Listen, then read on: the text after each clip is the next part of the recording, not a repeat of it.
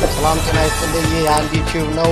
አዳዲስና ሰበር መረጃዎች እንዲደርሷችሁ ቻናሉን ላይክ እና ሰብስክራይብ እያደረጋችሁ አብራችሁን ቆዩ። ሰበርና አዳዲስ መረጃዎች ተሰምተዋል። የማሊ መከላከያ ሚኒስትር ተገደሉ።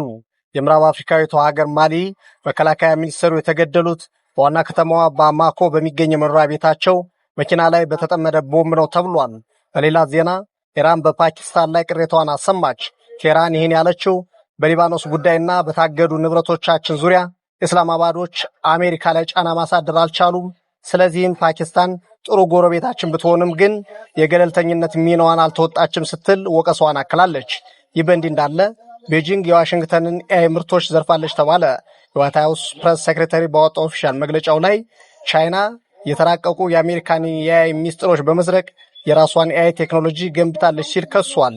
በዚህም በሺዎች የሚቆጠሩ ፌክ አካውንቶችን ወደ አሜሪካ ኤአይ ሲስተም ዘልቀው እንዲገቡ በማድረግ ቻይና የኤአይ ሲስተምን ዘርፋለች ስትል አሜሪካ ብትናገርም ቻይና በበኩሏ ግን ክሱን መሰረተ ቢስ ስትል ውድቅ አድርጋለች። በዚህ የተነሳ የሁለቱ ሀገራት ከዚህ በፊት ከነበረበት የኢኮኖሚ ጦርነት ወደ ቴክኖሎጂ መሸጋገሩን የተመለከተው።